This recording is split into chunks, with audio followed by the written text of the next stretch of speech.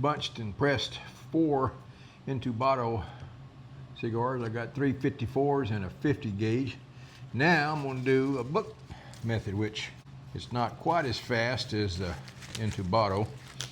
And when you do the book method, you'll see when I'm doing it that you cut each end off and stack it. On your Intubado, you got the full leaf in there, so that you can burn that cigar sometimes halfway down before that ash comes off. Or if you're like me, you think it's going to make it halfway and all of a sudden it falls off on your shirt, but oh well. That's why you don't wear shirts that you don't want to burn a hole in. But with the book method, as you're fixing to see, the way you cut it and layer it, then you'll get that ash up until about where that layer is, and maybe you can get about 1/4 to 1/3 of that cigar before that ash falls off, because you don't have that whole leaf all in there holding it together. So there's a couple of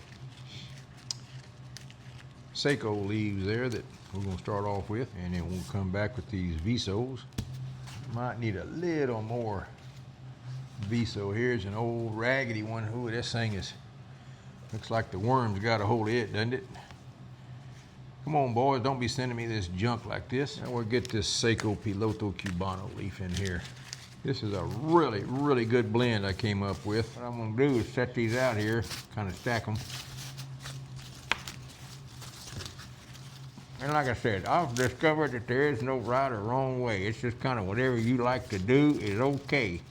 Some guys bunch a bunch of leaves together, roll them up in a binder and smoke them. Some of them roll them up in a binder, then roll them real good like I was doing there on the board, then put a wrapper on it, smoke them. Some guys do the molds and the presses.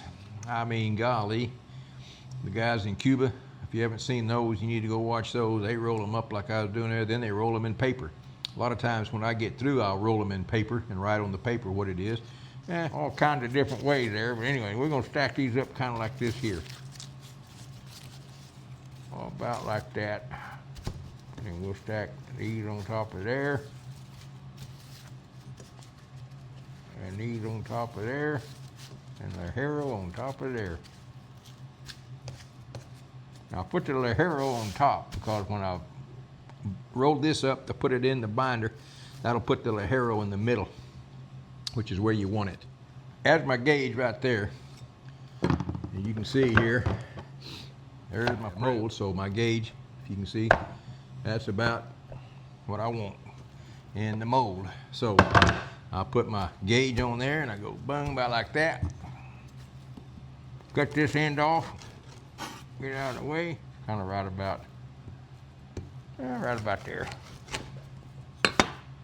And then we'll put these leaves over here, and put the majority of these leaves over here, a few more in the middle, and then you can kind of just, from there, you just kind of press it down and see how it feels. I'm a little weak on this end here, so I'll put a few more of these over here.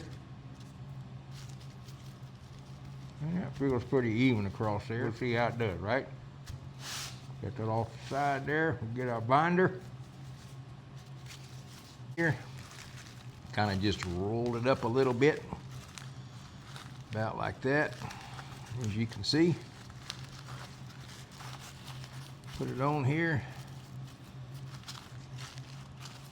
and just roll it up.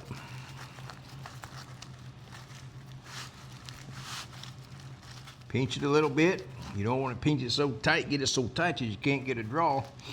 You let your mold do that kind of compressing it to get it where you want it, but press it down enough to where you can get a good roll out of it, about like that.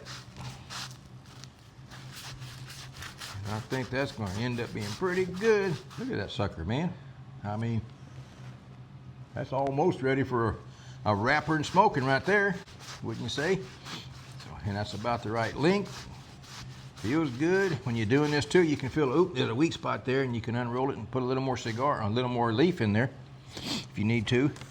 So you get it good and even all the way around. You can kind of feel that sucker all the way.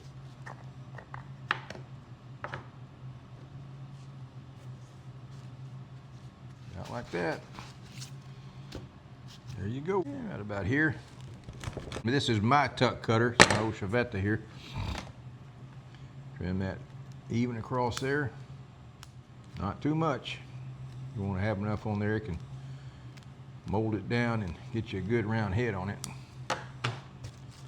And there's your leftover that you can use for filling in if you need it later. Or I always have a scrap pile when I get through that I put in a bag.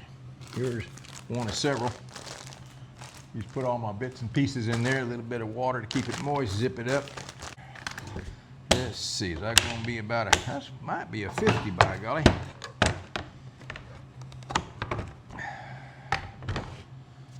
Let's see, is that a 50? Yeah, that's going to fit right nice in that 50 right there. 50 ring gauge. And we'll turn this one over. As you notice, it's got a crease in it where it was seated there. So when you put the next one in, you turn that over, put that crease up, and that'll help take that crease out a little bit.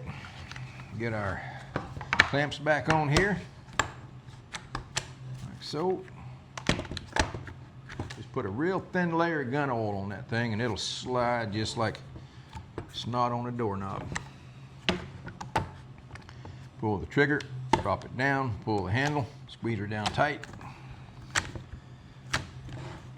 Just like that.